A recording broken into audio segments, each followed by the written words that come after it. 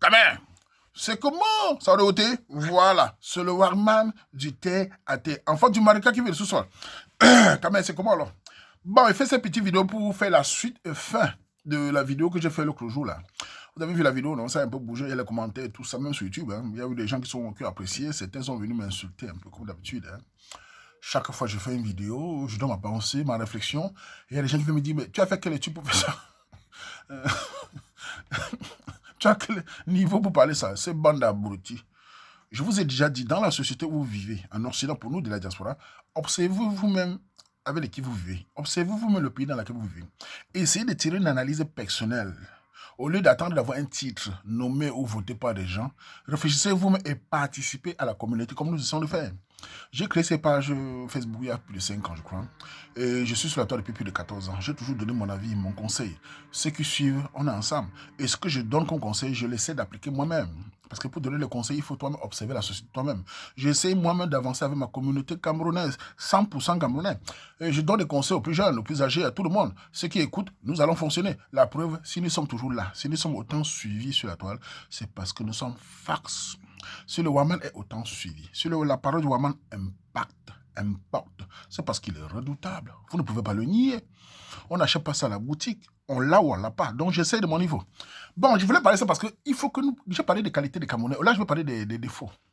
D'abord, je vais commencer d'abord sur la partie des... J'ai parlé d'investissement et tout ça, de la diaspora, de la danse, de la musique, tout ça, tout ça. Et il y a quelqu'un qui est venu faire un commentaire sur YouTube là que j'ai voulu venir sur ça. Il a demandé si en Belgique, je connaissais vraiment bien la Belgique là. D'abord, je vais donner un point essentiel de mon argumentaire. J'ai expliqué que les Africains, ici par exemple en Belgique, ne prennent pas de la place, n'ont pas de quartier qui les appartient. Personne n'est venu contester, c'est la vérité. Aucun quartier nous appartient, nous n'avons pas d'immeubles. Avoir des immeubles dans un pays comme les Turcs, les Arabes, c'est une richesse. Nous ne sommes nulle part, nous ne sommes pas dans les postes de responsabilité. Certains sont venus me dire, il faut viser haut.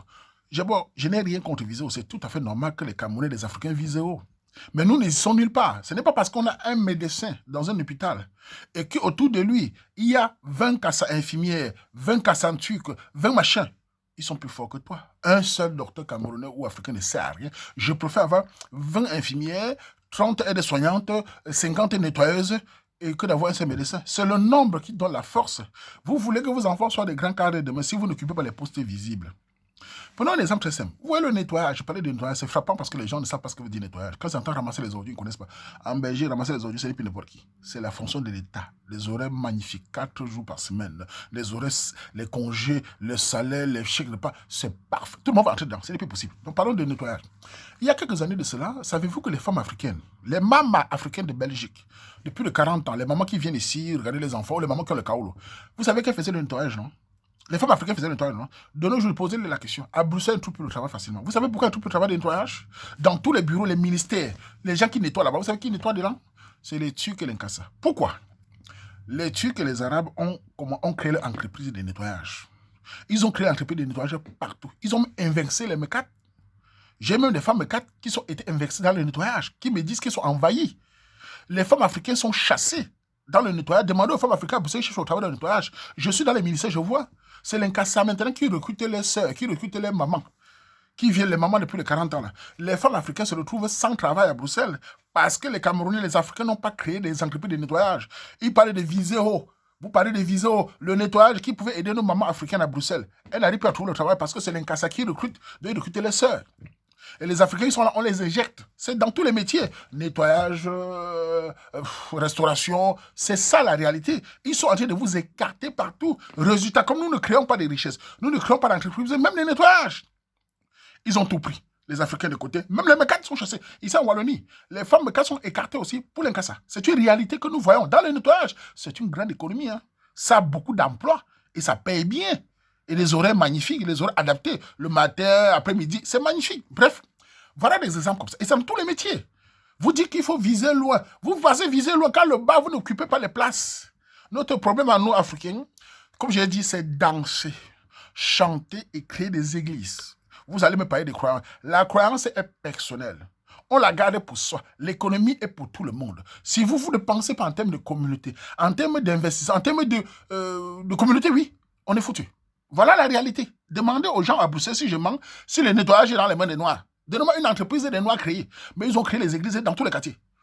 Voilà un exemple très simple. Et c'est pareil dans tous les métiers. Donc, quand je parlais aussi même de l'Allemagne, il y a même un jeune qui est venu là, Kimbo, qui est venu donner son avis. Quand je fais les vidéos comme ça, venez aussi faire les vidéos, vous donner les avis de votre pays. Le but, c'est de sensibiliser, le but, c'est d'ouvrir l'esprit, le but, c'est de donner les espérances de chacun. Ceux qui viennent témoigner concret de manière écrite, écrivez de manière concrète, on met sur la page pour sensibiliser les gens, comment nous intégrons dans la diaspora, parce que n'oubliez jamais, pour que le pays d'origine évolue, il faut que sa diaspora soit forte. Et pour que sa diaspora soit forte, il faut qu'elle impacte sur l'économie. Les Blancs écoutent ceux qui ont l'économie en main. De nos jours, les Blancs en Belgique ne peuvent plus décider sans l'Incasa parce qu'ils occupent l'économie visible. Ils ne sont pas tous ingénieurs, mais ils occupent les postes où s'ils arrêtent de ramasser les poubelles, c'est mauvais. S'ils arrêtent de nettoyer, c'est mauvais. Donc la politique doit les écouter. Vous les Africains, ne me dites pas qu'ils sont plus nombreux que nous. Vous êtes là. Que vous savez les papiers? Que c'est tout cela? Chanter, danser? Voilà les points dans lesquels j'ai du mal avec ça. Maintenant, je vais venir sur un point aussi sur les Camerounais. Vous savez, j'ai donné les qualités des Camerounais. Nous avons des défauts très graves. J'ai parlé dans ma vidéo passée du Makam. Le Makam en soi n'est pas mauvais, c'est même bien. Les Nkassa font le Makam ici, en solo. Le problème de nous, Camerounais, nous avons des défauts, on n'a pas que les qualités. On a un esprit. D'abord, je vais commencer par dire. Vous savez, la politique au Cameroun a créé le tribalisme. C'est clair. Les Camerounais au Cameroun avaient le tribalisme visible, haineux. Nous le voyons tous. Nous n'allons pas emporter ce tribalisme dans l'affaire communautaire en Occident. Pour nous tous, ce n'est pas seulement un problème de gueule. Je pense que quand on est en Occident, nous devons réfléchir en termes Cameroun, identité du Cameroun. Pour l'avenir, non pas seulement de moi ni de vous, mais de vos enfants. N'oubliez pas ici. Quand le blanc te voit, il dit tu es quoi? Tu es Camerounais. Il ne regarde pas si tu es Bassar, si tu es Betty, si tu es Douala, si tu es Bamileke, si tu es anglophone. Non, il dit Camerounais. Donc, même si au Cameroun, dans notre pays, on a le tribalisme qu'on voit, nous ne devons pas pratiquer cela ici. Ni en tout cas jouer sur le plan communautaire. Il est important que les Camerounais fonctionnent en termes d'identité. Non pas pour vous, surtout pour vos enfants. Je dis ça pourquoi? Au-delà de ça, regardez le Makam. J'ai parlé du Makam. Le Makam en Belgique est foutu. Savez-vous que le Makam a aidé beaucoup les Camerounais? Savez-vous que le Makam a aidé beaucoup les Camerounais dans le Kwali? Nous savons que le Kwali n'est pas facile. Il y a des Camerounais ici, parlons d'un gars. Certains de mes soeurs ont gâté le Makam. De nos jours, les Mbote ne font plus le Makam. Pourquoi? Avec les Camerounais, on peut les Camerounais parce que certaines de mes soeurs ont gâté le Makam. Je suis envahi tous les jours par les demandes de Makam. Il y a les gars qui viennent me voir, Wama, je suis enceinte, tu as trouvé quelqu'un, Wama, tous les temps. Je ne fais pas dans ça parce que je ne peux pas publier dans la presse, sinon ils vont me bloquer. On me demande tous les jours, je ne peux pas passer une semaine sans que je me dise qu'elle est enceinte. Un trou pour le Makam. Le Makam est gâté pourquoi? C'est les Camerounaises, certaines de mes soeurs. Elles ont gâté le Makam avec le mauvais cœur. Les jeunes étudiants camerounais ici avaient un gars. Un Camerounais voit Sanga, il avait Sanga. Il dit bon, comme le Kaoula est dur, on va mettre Mouna. Tu tues le Kwali, tu tues le pété. Après, on fait le deuxième, je tue mon Kwali. L'anga dit oui, parce qu'au début, quand les gars sont comme ça, quand ils sont encore au début, elle est très, oui, mon chéri, oui, je t'aime, tout ça. Le gars fait le Mouna. Quand le Mouna sort et qu'on lutte, elle a son Kwali de 5 ans, paf, elle ne veut plus accoucher.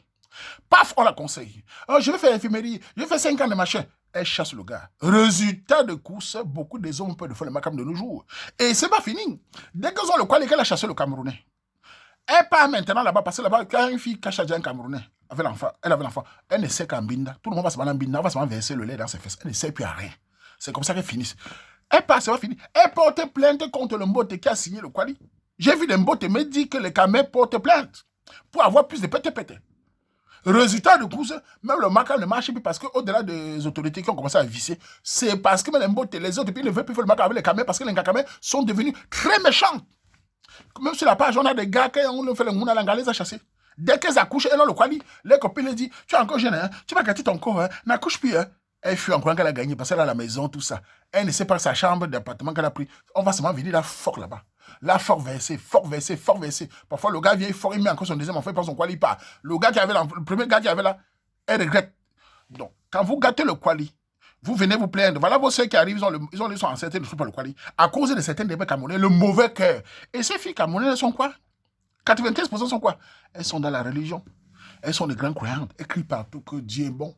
Mais la méchanceté est en train de les caler au cou. À cause de votre méchanceté qui est là, les petites sœurs qui arrivent, ou les femmes qui arrivent, qui voulaient aussi faire le Makam, elles ne trouvent plus. Quand on vient me demander le Makam, je veux trouver ça où? Tout est gâté. Quand tu connais un beauté, il te dit que, hey, il a peur. Voilà le problème. Et comme j'expliquais aussi sur le plan de l'identité, si nous fonctionnons en communauté en disant, nous avons un travail quelque part, Pourquoi empêcher ton frère camerounais ayez l'esprit d'identité? Ce n'est pas parce qu'on va tout créer que les Camerounais sont mauvais, ça ne marche pas. Apprenez à faire du bien sans attendre en retour. Apprenez à me dire, moi quand je vais quelque part et trouve un Camerounais chef quelque part, je suis content simplement parce qu'il est Camerounais. Je ne le connais même pas. Quand il me dit je suis Camerounais dans un bureau un peu, je suis content. Quand il me dit je suis Camerounais, s'il est dans un bus, je suis content. Parce que c'est ma communauté. Nous sommes dans un pays où c'est tellement ouvert. Les gens fonctionnent en communauté. Si vous fonctionnez par affinité, si vous fonctionnez par tribalisme, vous êtes foutus. Nous sommes très faibles. Une main comme ça, ouverte, dès qu'elle ferme les poings comme ça, elle devient puissante. Donc, si vous fonctionnez, vous les Camerounais, en disant, je suis quelque part, j'ai mon petit travail, il y a une occasion, je vais empêcher les Camerounais parce qu'ils vont venir mon cas. Vous créez encore toujours le même système que méfiance. Que les Camerounais et les Camerounais apprennent à penser identité. Que les Camerounais sachent que tous les Camerounais ne sont pas mauvais. Tous les Camerounais ne sont pas méchants. Apprenez à aider ton frère sans attendre, en disant, nos enfants profiteront peut-être demain.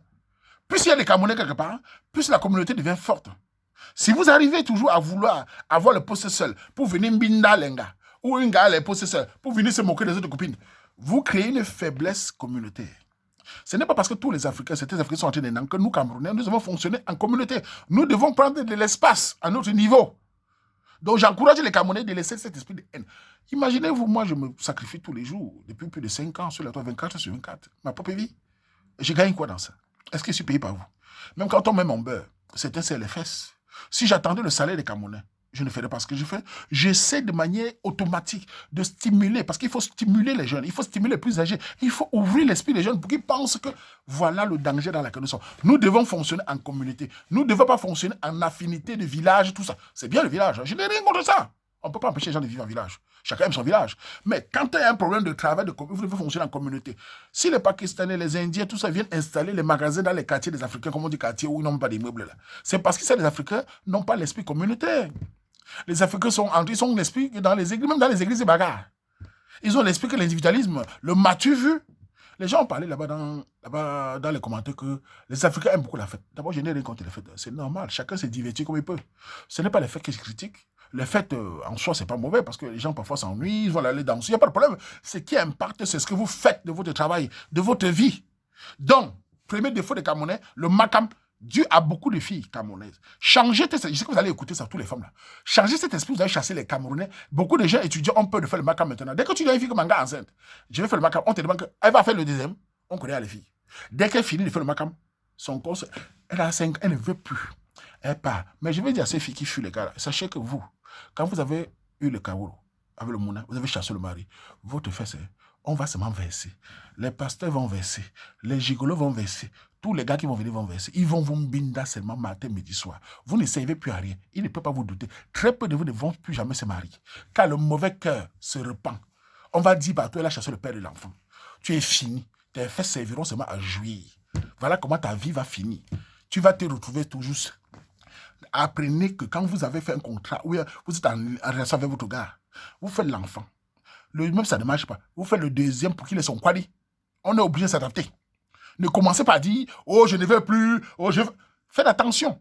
Assumez que lui aussi, il est son quali. C'est ça qui permet à ce que la haine la diminue. Mais si vous dites, parfois même il y a des gars qui ont le quali. Le gars veut le connaître bas.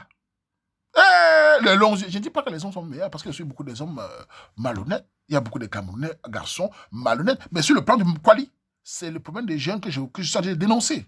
Si les mbotes ne font plus le mal comme ça à cause des gars camerounaises, le pète, elles adorent ça. Beaucoup d'entre elles adorent vouloir avoir son appartement. Et cet appartement, c'est encore aux femmes qui vont venir dans là-bas. Imaginez un gars qui a l'enfant. Hein? Aujourd'hui, c'est David qui vient, Imbinda, il parle avec l'enfant. Demain, Eri vient, Imbinda, il parle avec l'enfant. Le matin, imaginez une femme qui a 3-4 gars tous les mois. Pourquoi la petite fille, si elle a une petite fille, un petit garçon, il a quelle image de sa mère? Vous ne savez pas quelle image, un petit garçon qui entend sa mère crier dans la chambre. Je m'adresse aux femmes celles, femmes célibataires là. Faites attention beaucoup à votre image. Quand vous allez dans la chambre avec votre enfant au salon en train de crier, l'enfant entend. Quand un homme, tu es mère célibataire, un homme veut venir chez toi, allez à l'hôtel avec lui. N'acceptez pas un homme venir vous mbinda devant vos enfants. Car il ne va pas vous douter. Parce que quand il vous mbinda, le petit garçon entend sa mère crier dans la chambre. Parce que les enfants entendent. La petite fille voit sa mère coucher avec les hommes. 2, 3. La petite fille grandit avec une image pas stable. Le petit garçon grandit avec une image où les garçons entrent toute sa tête. Celui-ci entre, ça va mon fils. Et ces gars-là sont souvent sauvages. Ils viennent mbinda, ils passent devant l'enfant avec le tango en l'air. Ils jouent, ils crient, l'enfant entend. Quand on est mère célibataire, on se réserve douce, on est discrète. Éviter de faire une mauvaise image sur l'enfant. C'est pour ça que l'enfant parfois grandit, il devient dépressif. À 15 ans, il devient délinquant. C'est l'image de la mère. Les foca. Et parfois, cette fille-là, elle crie. L'enfant au salon, il entend. Ce n'est pas une bonne image. Si nous respectons nos mères, c'est l'image qu'elle incarne. C'est les valeurs qu'elle incarne. On n'aime pas sa mère parce qu'elle a couché. On aime sa mère parce que sa mère incarne une bonne image. Vous, les mères célibataires, là, faites attention. Votre vie sexuelle, c'est bien. Discrètement, devant nos enfants. Je dois vous conseiller sur ça. Et pour les hommes, là, on sait que beaucoup d'entre vous n'ont aucune morale. Vous venez souvent trouver une mère célibataire, vous ne respectez même pas l'enfant. Un homme, même si tu veux tirer ton coup, sois moins respectable. Tu viens devant l'enfant, tu passes devant l'enfant, tu fais des choses, tu n'as même pas honte. Alors que toi-même, tu auras les enfants demain. Donc vous, les hommes, là, vous-même, là, soyez respectables et respectés. Il y a même des hommes que je déteste quand je les vois. Tu vois un chien comme ça, là, il n'a aucun respect. Il vient dans la maison de l'hangar, l'enfant est devant le salon, il parle les paroles crues, il se comporte comme... Alors qu'il sait bien qu'il ne va pas de ça avec la matière. Il ne respecte pas le monde. Le monde, c'est comme toi. Demain, tu seras comment? Le monde, il va penser quoi? Donc, toi-même, l'homme là, respecte-toi. Tu peux l'amener à l'hôtel, tu peux l'hôtel. Tu peux faire tes choses. Si la femme ne se respecte pas, respecte-toi. Moi, en tant qu'homme, je ne peux pas venir. Je suis une gamine célibataire, je n'ai pas devant son fils, je remets honte. Je vais mettre mal à l'aise. Les gars partent, ils jouissent, il est content. Ça, c'est une saleté énorme. Moi, ça m'énerve même ce sujet-là. Je vais faire une vidéo sur ça. Je vais parler aux hommes là. Moi, j'aime pas ça. Il faut commencer à vous respecter. Nous tous, on aime les gars. Les gens connaissent tous. Mais soyez un peu respectables. Vous venez avec les mouna, vous faites les choses. Tu sais bien que tu mens. Tu fais le lit avec l'enfant, pour piac demain. Moi, si c'est pour la tâche, je ne peux pas me lier avec l'enfant. Les gars, c'est lié, demain, pas. Quelle méchanceté. Après, c'est donc que les gars dérapent. C'est aussi vous qui faites les gars déraper. C'est aussi vous que les gars commencent à perdre les pédales. Si vous-même, vous n'êtes pas responsable, si vous-même, vous ne respectez pas les gars, si vous ne respectez pas les mouna qu'ils ont, vous voulez que les gars se respectent comment? Donc, quelque part, les hommes irresponsables qui m'écoutent là, ils sont là des bandits, avec des sales têtes. Ça m'énerve, hein. Il y a des hommes ici, il faut même se faire certains gars avec certains hommes ici. Ils n'ont même pas de charme. Villageois, sauvages. Ah, ça m'a même énervé, je vais m'arrêter.